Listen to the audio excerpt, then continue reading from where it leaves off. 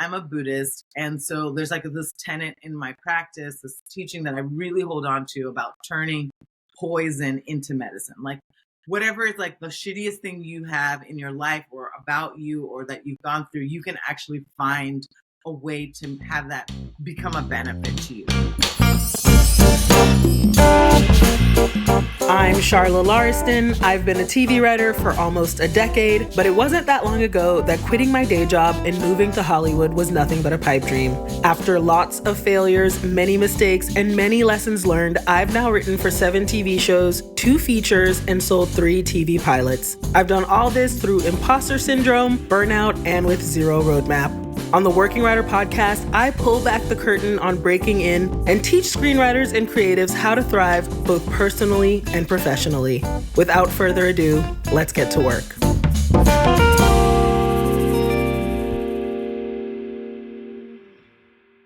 What's up, and welcome to another episode of the Working Writer podcast. Thank you so much for joining me once again.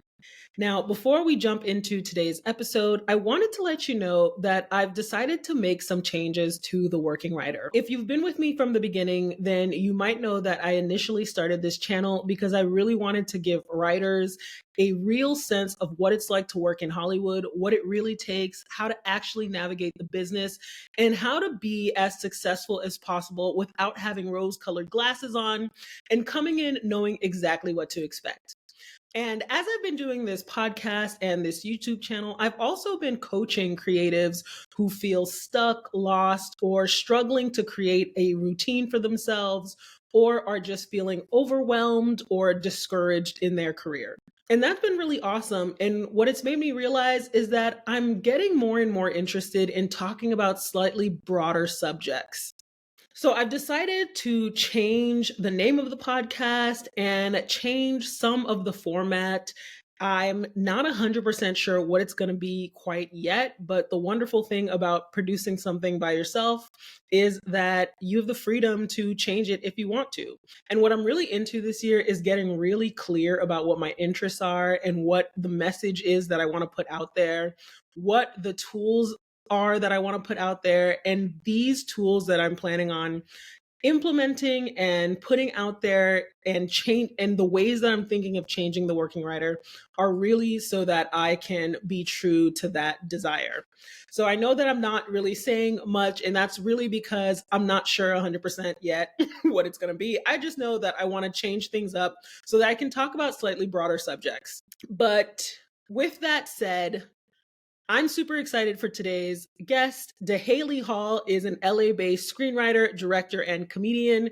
She's most well known as a writer and recurring guest star on Netflix's acclaimed series, Dear White People, and she was a cast member on the Emmy-winning sketch show MADtv on Fox. In this interview, DAHÉLI and I talk about her very windy and up and down road in Hollywood and how she's had to reinvent herself several times and really deal with the ups and downs of the career. I love DAHÉLI so much. She's so talented. She's so awesome. She's also been touring her one-woman show, Spadora, for the past few months.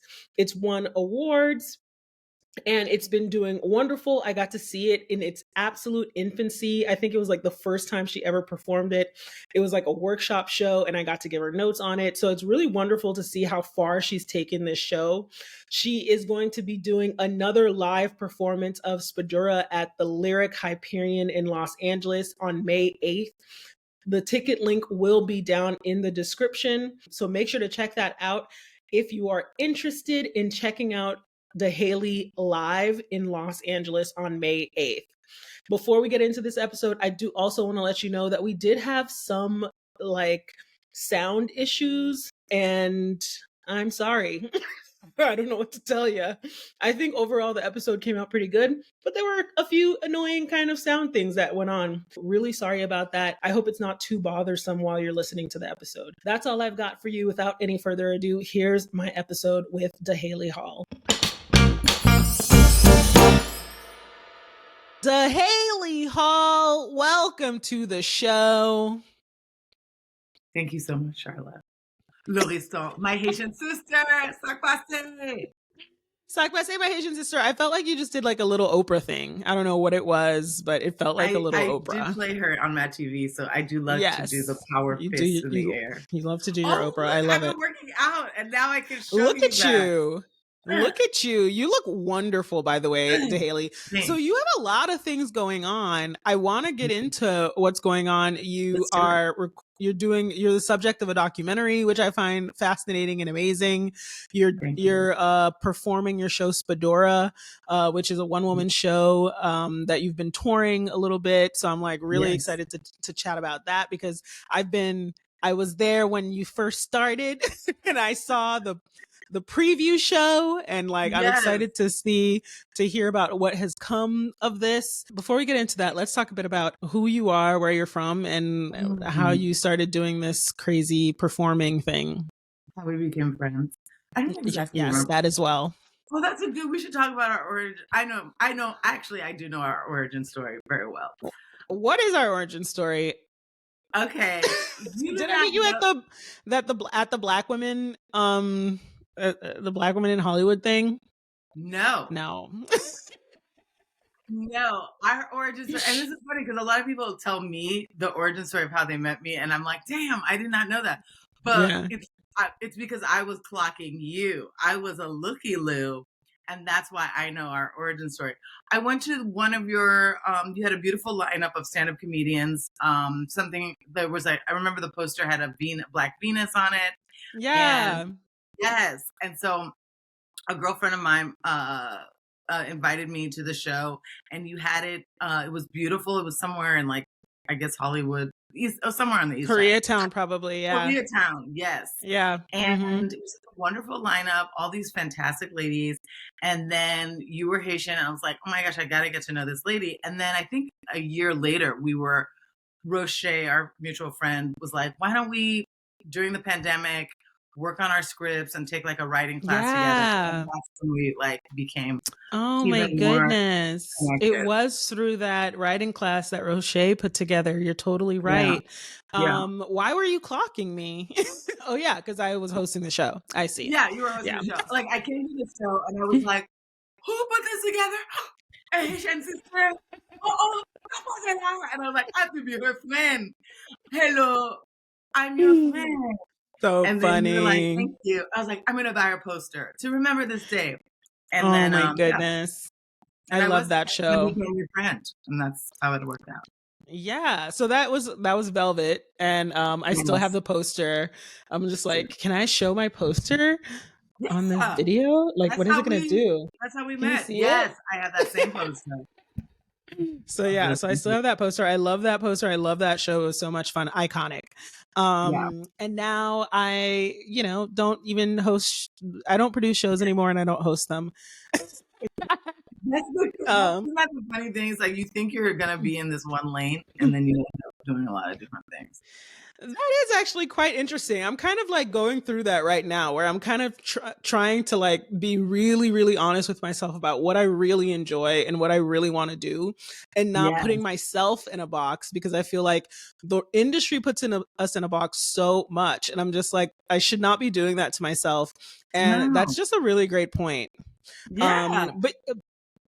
But you've been in the industry for a while, so you know that. So tell me about how you came to this. It's so funny because I do feel like I've gone like full circle, because this like kind of the same way you were talking about. So yes, I've been in the industry for a while. I went my first foray into I knew from the very beginning I wanted to be a performer. And like my first job ever at 10 years old, I beat out all these like kids to be in a regional theater in Miami, in the Coconut Grove Playhouse, and perform in an equity theater. I was written up in the newspaper. Of course, you came from Miami. You're Haitian. I did. I'm Haitian. Miami, New York, Montreal. Yes. That's where Haitian. Yes. Or Boston, also. It's big. And anyway, so then I was like, hey, this is fantastic. I'm in the newspaper. I get to leave school for rehearsals. Why don't we continue to do this? And then my parents were not like Joe Jackson or like Matthew Knowles. They're not like, we're going to make money off this kid. They were like, you're going to be a star. They did not quit their jobs to help my career at all.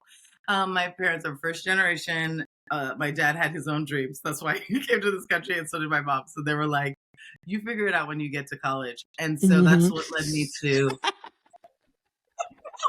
I was like, "You could have had," but then I You can watched do that. it. But I watched that Nickelodeon documentary, and I was like, maybe that was a blessing. It's probably a blessing, honestly. Wow. Wow. Wow. Devastating. I haven't even watched it, and I already know. Yeah. I mean, Yeah. I will say, I'm going to circle back to the Nickelodeon thing because it reminded me of a moment. Oh, by the way, I live by Children's Hospital Los Angeles. So you might hear a lot of like, and a firehouse. So you might hear a helicopter, a firehouse. It's happening. We'll survive. We'll survive. Thanks. We'll survive. Yes. I know it's like the solar eclipse happened the other day. Anything can happen right now. Anything. But yes, anything. So yeah, I went to NYU. I did we were all broken up into disciplines. Like you could study Stella Adler or Meisner, or I did experimental theater wing. So appropriate. Like I was like already understanding what my lane was. But the thing that was wild, Charlotte, was I grew up very much with do well in school and you will go far. And that is not how Hollywood works at all. It is not. No. No, and like, it was so funny because I came from that when I left New York, it was all about being gritty and showing that you were ready to grind. And I remember my parents wanted to get me a nice car in LA. And I was like, absolutely not. I want a beater to show that I'm a true artist. And like, what kind of insanity? Haley. They're like, we should get you. I was like, no. The one with dents. That's oh my God. Artist in Los Angeles. Like I had I was coming from that New York to show. So dumb. Okay, just made it harder for myself. You're such an only child. Even the way you said it, you're like, no, I am a thespian. Because had they had more children, I would have seen my siblings. I would have had more. I would have been clocking a lot of things. But they just had me. So they were my only barometer of things. And yeah, I did not get a lot. Because I saw with my cousin, she was an only child for a long time. And then as soon as she had younger siblings, all of a sudden she just got cooler. It was like she saw her parents in a new light and was like, oh, wait, I don't need to listen to everything. You know what I mean? And I was like, and I didn't get that until like deep into like my late 20s. I mean, I was like maybe circling 30, like, what do you think, Mom? What should I do, Dad? I mean, to the point where like I remember coming to LA. And then when I came to LA, I came here for grad school. I went to like USC for producing for film and television because very cool. Yeah, because while at NYU, I was like, I graduated with honors. I graduated early. I had AP credits. Where are my acting roles? Like, wait, what did you do? Did you do acting at NYU? Is it the theater program? Yes. Okay. In the theater program. And I had a minor in women's studies and I graduated early. I was like ready for Broadway because clearly I have a degree and I graduated early. So all the parts, please. And they were like, no, you need to audition for things. And that was like the first time in New York where I understood where I was getting put in boxes of like, you are this kind of lady. You are a fun, sassy best friend. And I was like, no, I can do anything. I just did Who's Afraid of Virginia Woolf and I played Martha. I can do it all. You know, they're like, no, that's not your role. And then I started writing. I started doing stand-up in New York so that I could just get a chance to perform.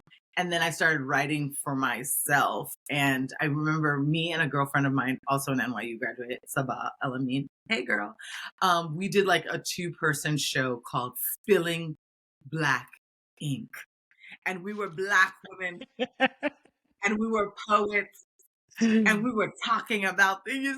And I was like, I really enjoyed that experience with her. And I was like, maybe that's the journey. It's just like to continue to create my own work. And that's what led me to USC and pursuing, like producing for film and television. And it was so wild, Charlotte. And then I'll stop here because when I got to USC, I was like, it was the early aughts. I was like, hey, I'm what you call a multi-hyphenate. They're like, ¿qué? They had no idea what that was. And I was like, what I am is like, I write and I perform and I also want to direct. And they're like, ma'am, that's not how it works here. You have to, you know, pick a lane and film is where it's at. And then I remember YouTube was really starting and popping. And people were like, you should try YouTube. And I was like, I'm in film school. No thanks. Like, I had like no idea, like what, like yeah, that you'd have like 1 million subscribers right now, probably. I would be a millionaire, and and so like right after college, I ended up doing writing, performing, and directing a short film, and it went to like the American Black Film Festival, the LA Film Festival. It got licensed to HBO. It did all these little things, and I was like, this is gonna be my career. I'm gonna be writing and performing. Like fuck these people, they don't know what they're talking about. And then I booked MADtv. And let me tell you, when you book a network television show, I mean, you have to go through several rounds of auditions. And that was also one of my dreams, is to be like on MADtv, which is the kids now don't even know what it is, but it was a sketch comedy show that was competing against Saturday Night Live at the time. And I was like, or Saturday Night Live. I was like, one of those two, but I feel like MADtv is edgier and they're less commercial. They're more progressive and renegade. And so I got on that and I was like, I'm doing it. I'm living my dreams. And when you get on a show like that, and after being this independent artist, hustling for years, and you get a paycheck with a comma in it, you get a trailer, you get a parking space. It is like a drug, Charlotte. It's a drug. You will do anything in your power, including forgetting you write and direct and do anything independently. That's real. Get that again. I was like, 100%. What do y'all need me to do? What do y'all need me to do? And then the irony, when I got that job, the writer's strike happened, and I could it just really hurt. The writer's strike of 2008 happened, and it really I took a hiccup in the rise to stardom that I thought I was gonna have. But yeah, it took me a long time, at least a decade, for me to be like, Dahéli, you can write things. Like you don't have to keep chasing the validation of this industry. Just write your way back into what you want to do. So damn, Dahéli. What so many twists and turns, you know?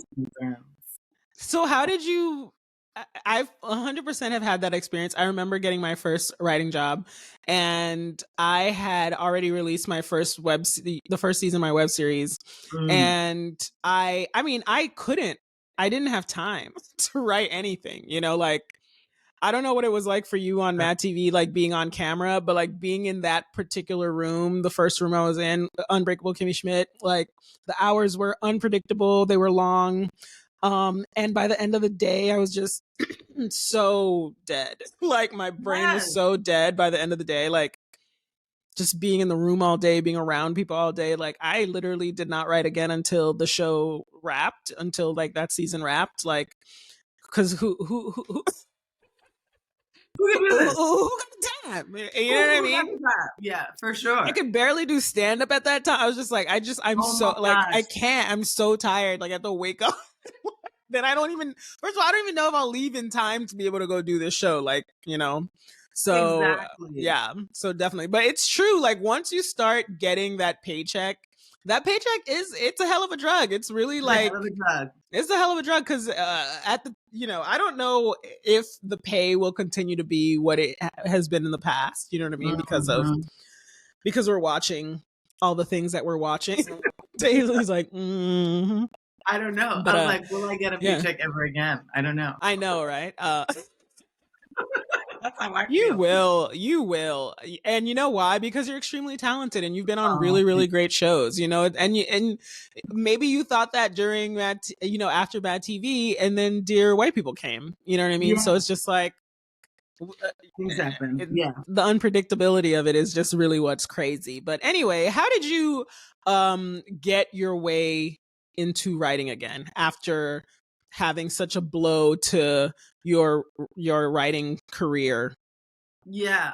Well, one thing was I never thought of myself as a writer. BTW, until I'm going to say this, you're going to be surprised. Like 2 weeks ago. I mean, but you wrote on Dear White People. I know. I'm a part of the Writers Guild. I even got my first Writers Guild credit when I was on MADtv because I wrote sketches that I was in. But I was just kind of like, guys, yes, I write, but I'm not a writer. You know, I'm really a performer that writes. But then I had to admit, like, no, DAHÉLI, you write a lot. Like you, I think the thing that I had in my mind was like, when I thought about writers was just like these people who just have stacks and stacks and stacks of scripts ready to go, like pilots, features, books. And I was like, oh my gosh. And the fact is, I do have a bunch of those. They're just not good. And I have to go back to like replenish. I was like, if you look at your computer daily, you have a bunch of like, you have like at least 30 different scripts that you have started and they're like, nah. So it's not even like, so then I started to realize, oh my gosh, I am. But yeah, it was a really hard, like, I had so many hard things I had to admit to myself, Charlotte, which is why I think if people can just be honest with themselves, they should just do it. Like, because the little 10-year-old girl was like, this is what I am. I'm an actor. And then by the time I got to NYU and just felt the level of disrespect once I graduated as an actor in New York trying to get parts, I almost didn't want to say I was an actor. So I was like, I'm a performer, writer, producer. You know, I produce my own work. And then when I got to grad school, I was like, I'm a producer who does pieces that you know what I'm saying? Like I couldn't, I was just so ashamed. Like, DAHÉLI. What? You know what's so funny is that like as you're talking, I'm like, DAHÉLI, you're such an actor. I know. It's like who you are, you know? It's who I am. And then finally I was like, once I got on MADtv, I was like, you know what? I am an actor. And so once MADtv ended, I was like, you know what actors do? They wait tables. And so here I am with like my master's degree and my thing. I was like, I'm going to go all in on what actors do in LA. And so I was working at a coffee shop, waiting tables. And I was so angry and miserable. There's nothing like bringing your former castmates to their seats. I was like, right this way, please. And wait, did that really happen? Oh, yes, sis. It did. Yeah. I would be like, oh, did you want a booth? I can do that. I'm a host here. And then, but I feel like I had to do that because, but if I had said to myself, DAHÉLI, yes, you're an actor. You feel like you need to wait tables. Why don't you write? You also write. And I was like, no, that's not what they want me here for. They need me to be available at all times to drop anything, pick up a shift for roles. You know, like that's what I'm saying. You're like, I will do whatever it takes to be available to them. And so then after a while, I have to say, because I think the shitty jobs and working in the service industry made me be like, do I have other skills? Like, yeah. I have other skills. And so I started, so then I started like, I started temping, and I was temping at studios, because I had, like, when I was in grad school, I had interned at a lot of studios, and I knew very quickly that I did not want to be a development executive. Like, I felt like I could have been good at it, but I would have, my one time working as a development exec, actually, I was a literary assistant, for this manager. And I went to Sundance with them as an assistant, and I had so much envy. I was like, nah, son, I want to be like in the, I want to be there. You know what I mean? Like as the artist, not like as the reps. And so that made me kind of like, so working in that industry, I like working at the studios. I started to just admit to people, like, I am still an actor, I am still a writer, because sometimes when I was temping, I would feel a lot of shame and like try to, if I knew somebody that would be a good contact, I would be like, I can't let them know I'm like answering phones here. And then finally I was just like, nope, I'm just going to let them know I'm here and available. And that actually helped me write and direct. There was like some initiative that they were looking for people to write projects for Disney Channel, and I ended up writing and directing like a micro movie for Disney Channel because I spoke up and I was like, yes, I do write, and like this is my pitch at a cute television show, and it was like about a little Haitian girl who like does an exchange with her classmates when her study abroad program is cut off, and it's called exchange. But yeah, and so that's what happened, and then the same thing with my latest show. I had to use writing to kind of like help me, like to push me forward. And this show is different than how my other writing has been. Like my other writing was like, there were always vehicles for myself, because I'm mostly in my own things. But this time for Spadora, I was like writing to save myself from my own like depression, from my own like darkness, so that was very hard. Ooh, Twist. Tell me about that. You know what? Let's take a darkness. Yeah. We'll cut to a commercial break. Let's get to a commercial break so that we can come back and dive deep into it. Are you ready to join hundreds of writers and creatives learning how to take their lives and careers to the next level with the Working Writer newsletter? Then go to theworkingwriter.com/join and sign up to get the Working Writer newsletter straight to your inbox. And now, on to the show. And we're back. So, DAHÉLI, you talked about previously writing things as vehicles for you, but this one was more of a vehicle to save you from your own depression. So what is Spadora for anyone who doesn't know about it, and how did you decide to write this very personal show? Well, so Spadora is currently a one-woman comedy show. And that's a funny story about like how I've decided to define it, because for a while it was like a stand-up show, but then I was like, it's really not. There's a lot, and you haven't seen it in a while, but and now I've even embraced more kind of theatrical elements, sound cues, more visuals, more like I'm just like, let's make it a show, an experience. And so initially when I was trying to do the stand-up show, I was just really trying to like, me and a microphone. And then it was because I was kind of afraid about the one woman show moniker, because a lot of times when people think of one woman show, it's like a horrible traumatic story with like a red light and a single tear, maybe and then a single snot tear. And then you're like, you leave the lady show like re-traumatized. And I was like, oh my God, I don't want that to be the show. So then I landed on saying it's like, it is a one woman show, but I have to throw the word comedy in it. And comedy has always been my medium. It's like the way that like I express myself. And I feel like it's easier for people to hear things when you have comedy. Like my first short was about the Black Revolution. It was called The Memo. And I used satire to deliver that. And so for Spadora, what was happening was I was really feeling myself in 2019. Like I had sold a show to BET. I was going to be in a movie that was going to be at Sundance. I was writing on Dear White People and acting on Dear White People. I had booked an animated series for Star Wars. I was just like, guys, 2020 is going to be my year. I mean, like, 2020 is going to be amazing. 2020 is where it's at.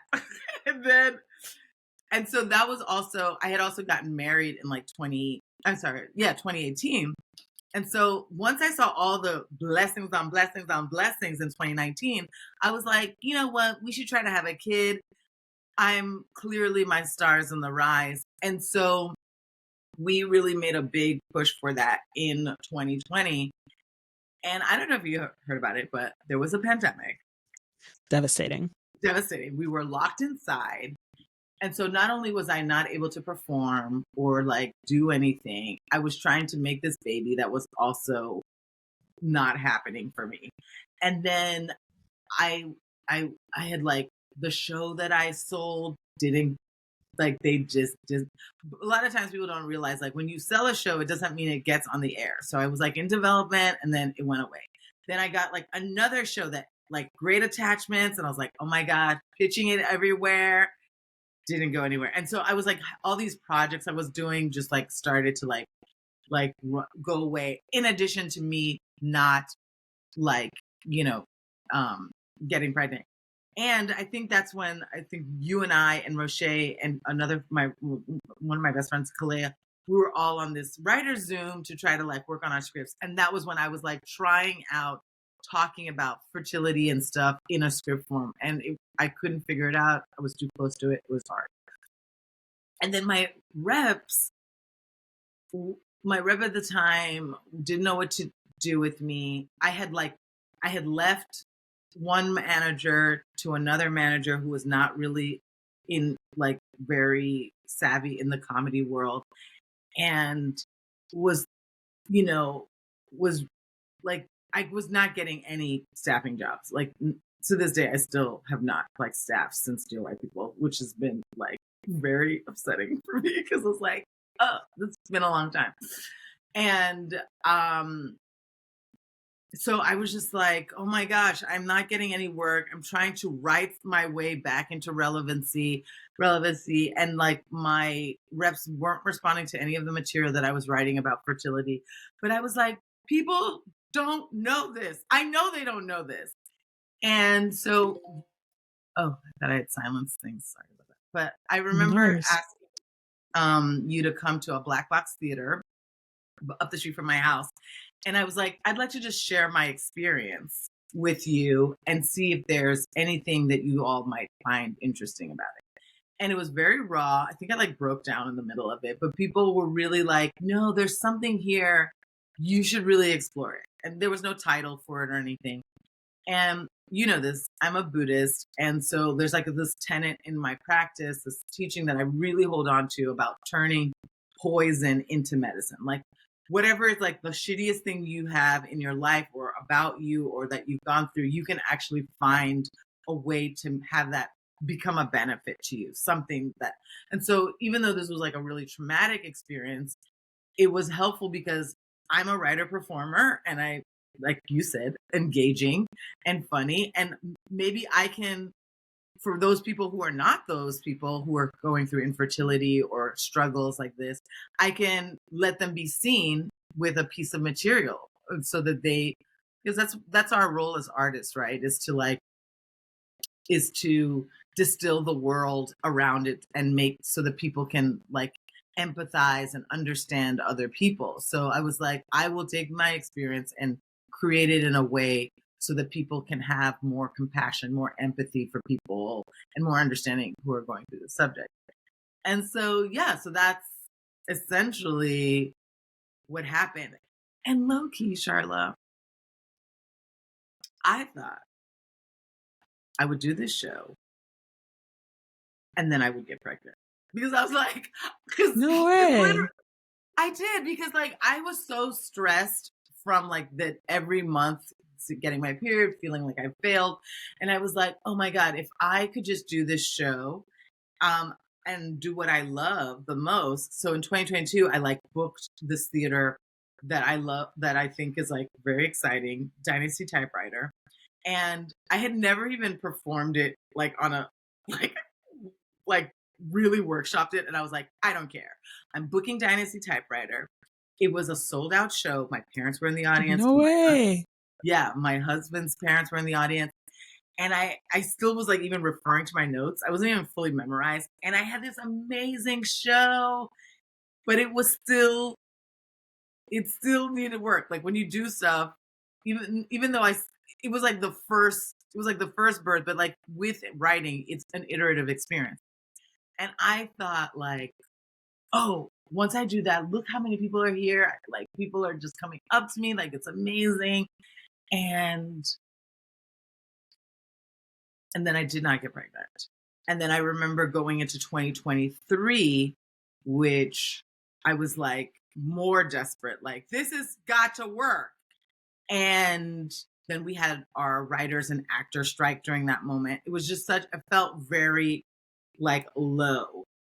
And then now I have a different relationship. So I like stopped working on it for like 6 months, like during I took it to New York. We won Best One Woman Show and Best Production. But at that time, because I'm a crazy person. No, I'm not a crazy person. I like I said, I thought I would get pregnant. I was doing treatments, fertility treatments while doing the show, which in some ways I don't recommend because it was very raw. But in some ways I do recommend because the show still has it feels very alive. Like, you know, sometimes when people have gone through a traumatic experience and then they write about it like several years later, they have like almost kind of like a fun distance with it where they can like they can do little jokes, but there's like a little bit of energy away from it. And so I wrote the show while I was in it.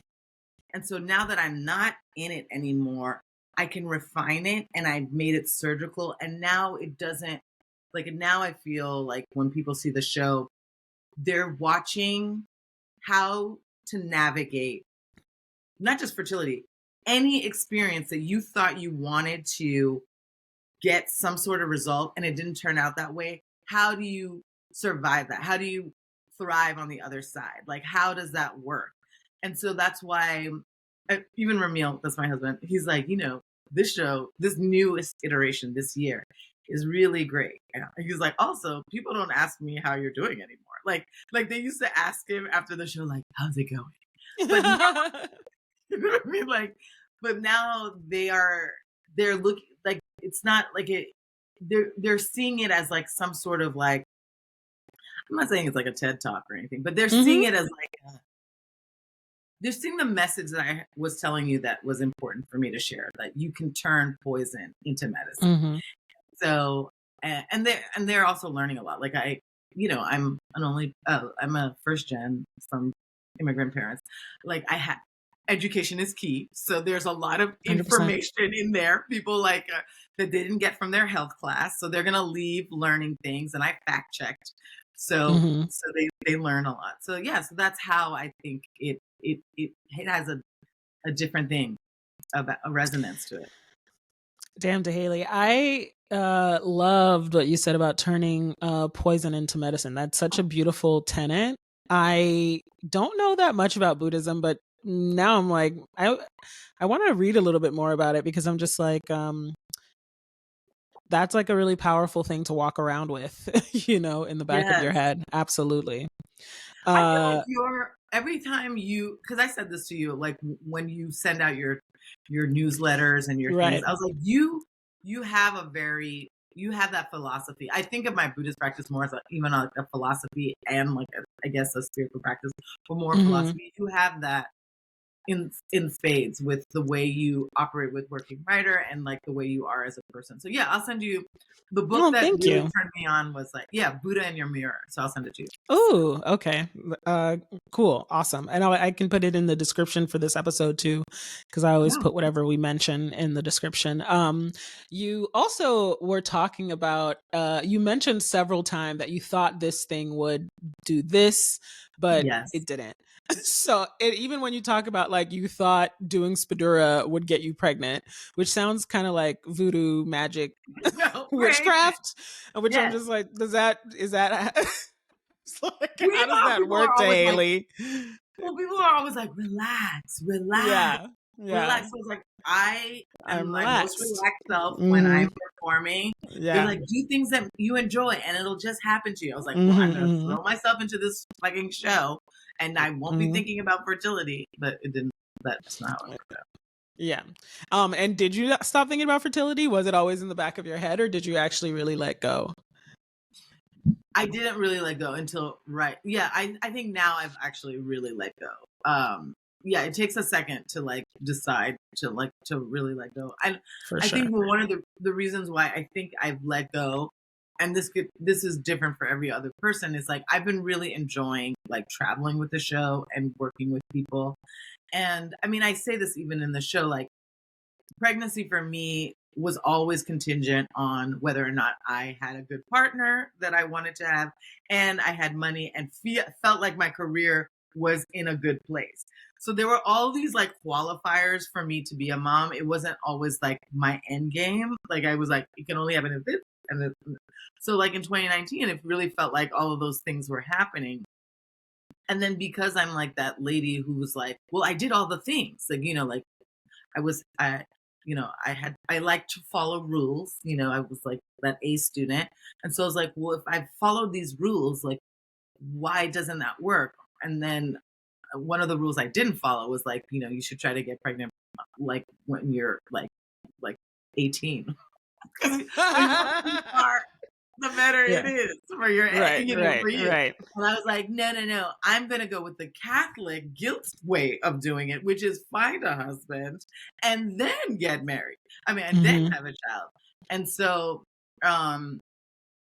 anyway, so I started to come to realize like, yeah, it would be great. I think me and Ramil would make great parents, but I don't know if I necessarily feel a real loss at this point of like carrying a child.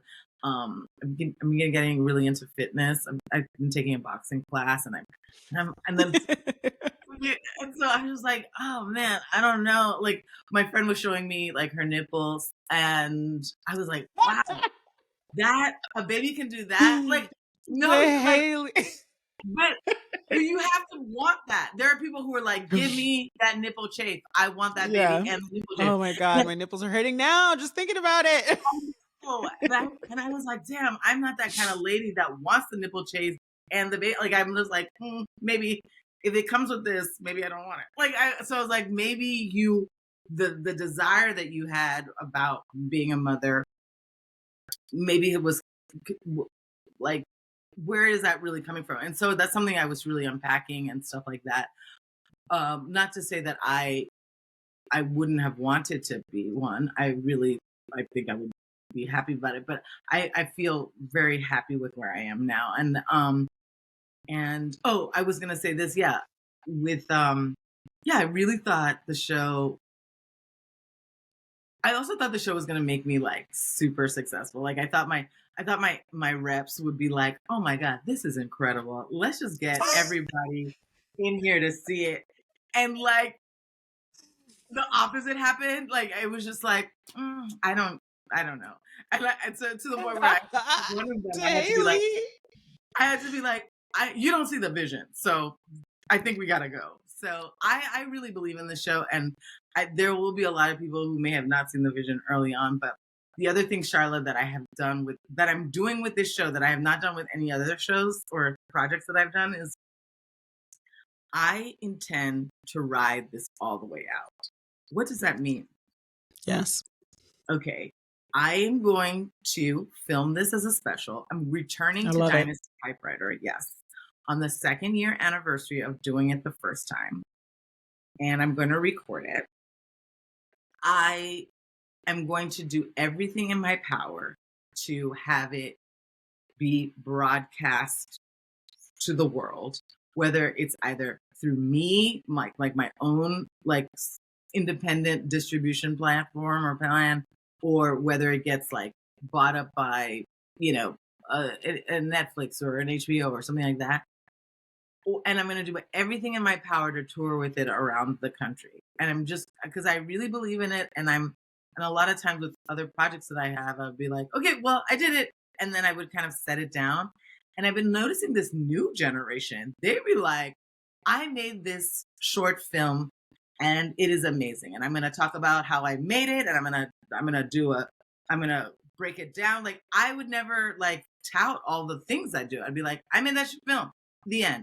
but they really take pride in what they've done, and they'll break it down, and they'll like do like a post or like a article on like what they're doing, like, and that's or put it on their social medias or email it to, like I would just kind of do it, set it, and forget it. And this time I was like, no, I'm gonna follow the dream about it. And so that's one of the reasons why there's a documentary team that's following me now with it, to make me a little accountable about it. Oh, okay. So are you the one who like are you producing this documentary on your own? Did you like reach out? Not at all. Not at all. But they have been helpful. So what happened is there was a documentarian who was interested in following me as a part of the subject of the project. And I loved her credits. I thought she was really exciting. But I was like, in my cadre of peeps, have like an award-winning documentarian that is my good friend. And before I like go off with this woman who maybe I like, yes, she's got great credits and she's like has a documentary that people know, I would like to talk to my friend who has her own documentary company, and be like, there's no pressure, but do you see anything interesting about this? You've seen the show, whatever. And she really was like, yes, I would like to do this. And I was like, oh, okay, cool. And so her and her partner have really taken it very serious. I mean, they're a company. I mean, but to the point where I'm like, what did I sign up for? Like, there's interviews. They've followed me to the gym. They've followed me to my waxing appointments. They've seen every rehearsal and performance. My arguments with my husband, my arguments with my producer, my makeup moments. So I was like, wow, I asked for this, but I'm also like, damn. But the reason why I think it's also a good plan is like, nobody gets to see the process, Charla. They just see people at the Golden Globes, they see people with the Emmy, and then they don't know that the show took 1, 2, maybe 3, maybe 5 years to make. Nobody was answering my phone calls. They didn't see the grind about it. And then I really do think it's really important to have this kind of a witness to see how it works. Because right now it's just been me and my friend Elizabeth. I met her in grad school. She's the producer of it. And she's a creative producer in that we're just like financing it ourselves, the two of us. And she just believes in me and in the project. And she was very patient because I was like, I just want this to work. And she's like, it's about making the show the best it can be, not about getting it. And so she was also comfortable in waiting and like letting it gestate. And not everyone is like that, because I know my reps didn't necessarily think that's not how the industry necessarily feels. They want a commodity that they can use right now. And so to have a friend of mine who I met at the producers program, who is like a legit producer, who is comfortable with reading draft after draft, seeing performance after performance, seeing this. And for me, it feels sometimes at a glacial pace, like very slow.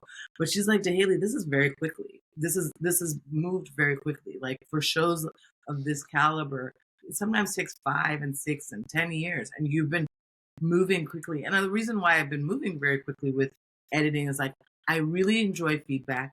And I have so many talented people like you, like my friends who are even doing the documentary, like around me that have really helped accelerate how good the show has been very, very fast. I mean, I'm so glad that you are making a documentary about this experience. I think it's brilliant. I think it's absolutely something that I would. I mean, you're co-producing it, right? No, You're not. You're just the subject. I'm just the subject. I think I'll be like, I'll have some sort of credit because I'm the subject, but like this could be like a expose on like how horrible I am as a person. what they're gonna do. That's with awesome. That's probably like, better. Like I can't. That's Sometimes probably I'll better. it is better. Yeah, because sometimes I'll Yeah. offer them like, "Hey, would you like a soda at my show?" And they're like, "We will not take anything. We're not here. We're not here. We are a neutral force." I mean, they're my friends, so I mean, we have there is some. I mean, I guess they're biased to like me, but other than that, like, yeah, I have no say on like how they're going to shape this. Or Oh wow, yeah. Very cool. You're leaving it to the professionals. Super cool, DAHÉLI. So, you know, your story has been beautiful, and, you know, there's been a lot of, you know, twists and turns. And what I find to be like really, I don't know if it's hilarious, if it's good, or if it's bad. It's like at every stage in your story, you talk about how you thought something was going to go one way and it went a different way. You know, have you stopped thinking that way?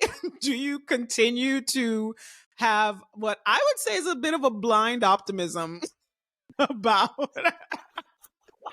just I'm gonna get pregnant. This has to work.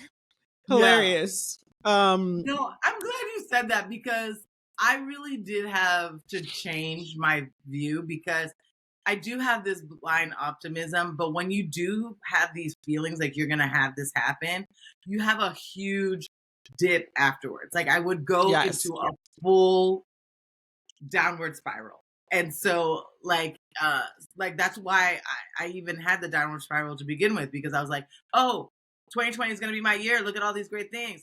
Bam, it's not. Downward spiral. Like it was so now. And this other friend of mine who's like a Buddhist told me this, but she was telling me to just keep saying, the universe is my ally. The universe is my ally. And so that's all I do now. Cause I used to like really second guess a lot of my things and feel bad.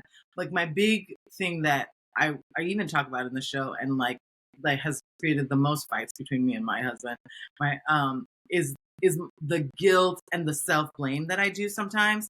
So it's just been a recent shift. I would have to say maybe 2 days ago.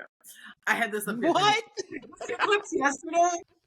It was yesterday. It was yesterday, girl. Mm-hmm. Yeah, it was yesterday, because I was having, okay, I'll just tell you, this is a true story. I was supposed to like meet up with a friend of mine for coffee because she had seen the show, and she was like, oh my God, your show. I need to talk to you. I related so much. And I was like, yes, girl. And so we were about to have coffee. And then the day before, she calls me and she's like, I have so many auditions right now. I can't meet with you today. And I was like, no problem, girl. And then I just was like,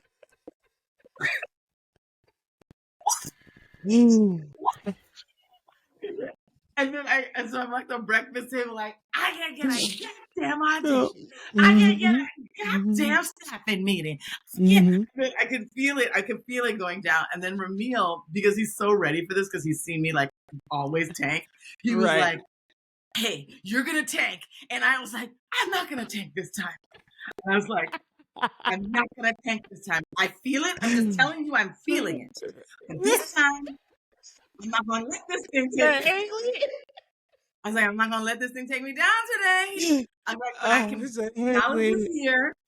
And so I went and I chanted for like, I literally chanted for almost an hour. Like, I was like, oh my God, I was like shouting it to myself. And then I later found out I was doing it during the eclipse, because like my friend was like, what time were you doing that? And I was like 10 to 11. She was like, that was the eclipse. And I was like, okay, well, great. Maybe the universe will help me here. But I was like, I know shit is not going to always work out, but maybe it'll like I'm just going to trust it'll figure itself out. Like, I'm not going to keep trying to turn, like, I mean, Christians talk about it, like Jesus take the wheel, but I feel like it's still leaving it up to, like, I guess, yeah, you're just kind of like leaving it up to things. But I'm just like, I know I've put in a lot of good intentions. And so I'm just going to just trust a little bit more, you know, and I'm just going to trust. Good for you, DAHÉLI. Good for you.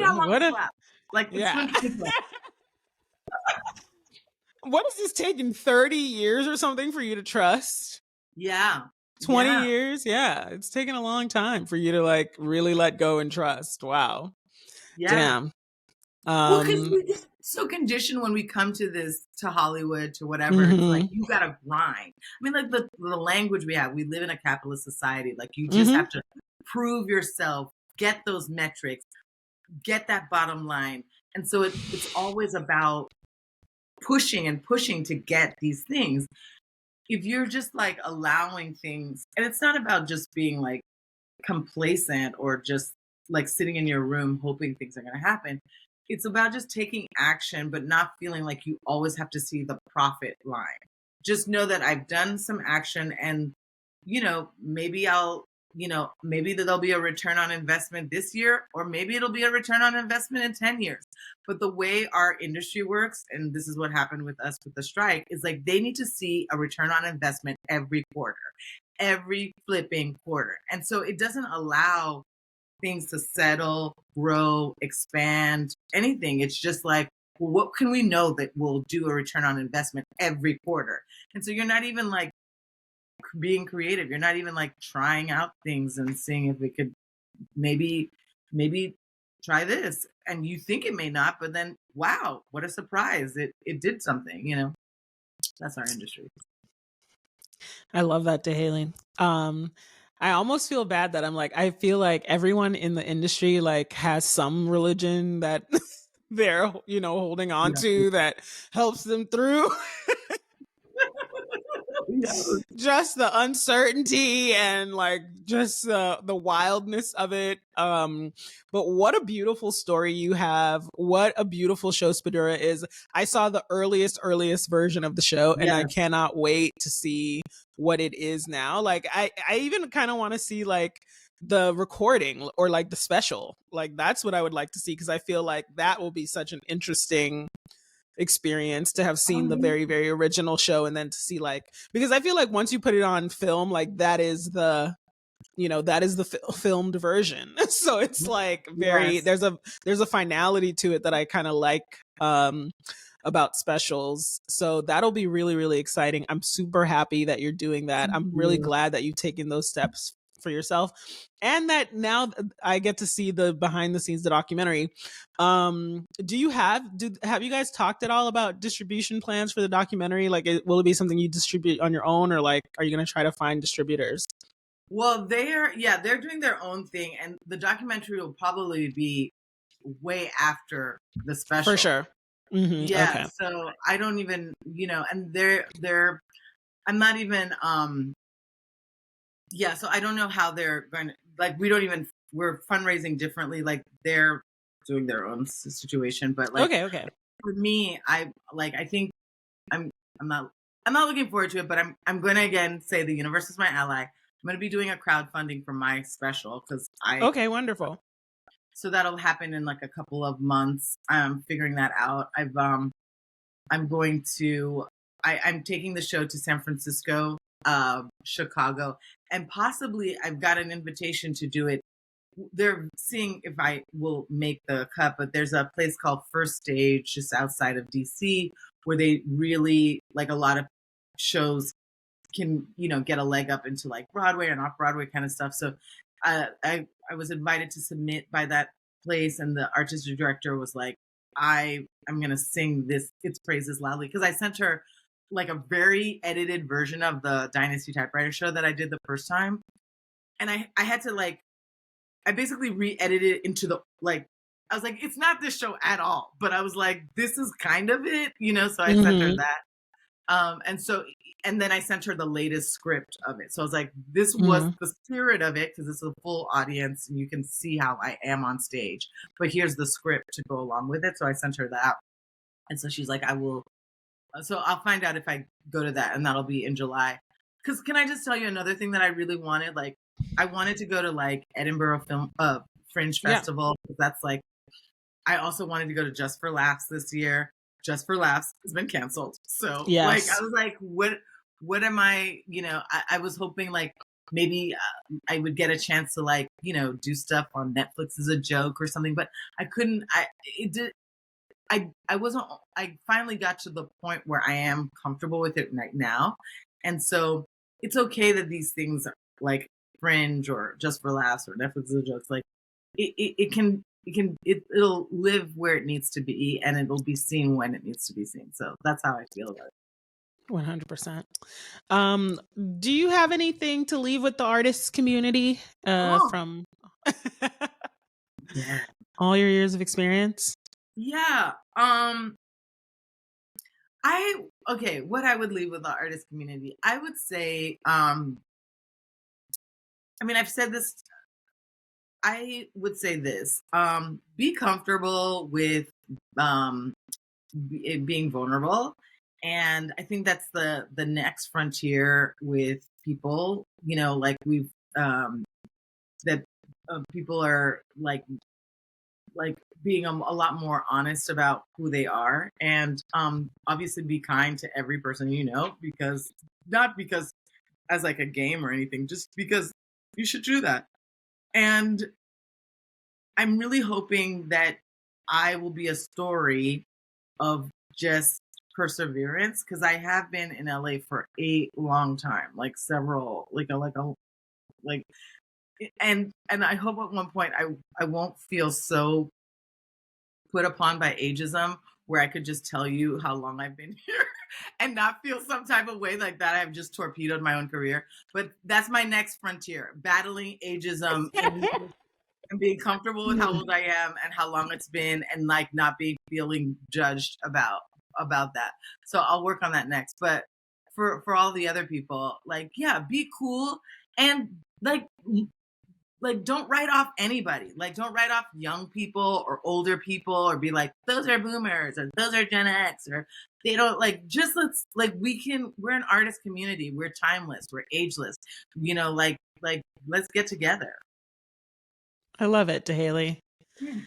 Thank you so much for coming on the show. Thanks. Your locks look great. Thank you so much. I love them. Yes. Lock twins, Haitian lock twins. Well, I hope you enjoyed that episode with DAHÉLI Hall. I hope you got a ton out of it. Just a reminder again, I am planning on making some changes to the Working Writers, so you might see some new things next week. And if you want to see DAHÉLI live in person performing her one-woman show Sperdura, she's going to be at the Lyric Hyperion on May 8th in Los Angeles. The ticket link is down in the description. That's all I've got for you today. Until next time, get out there, get to work.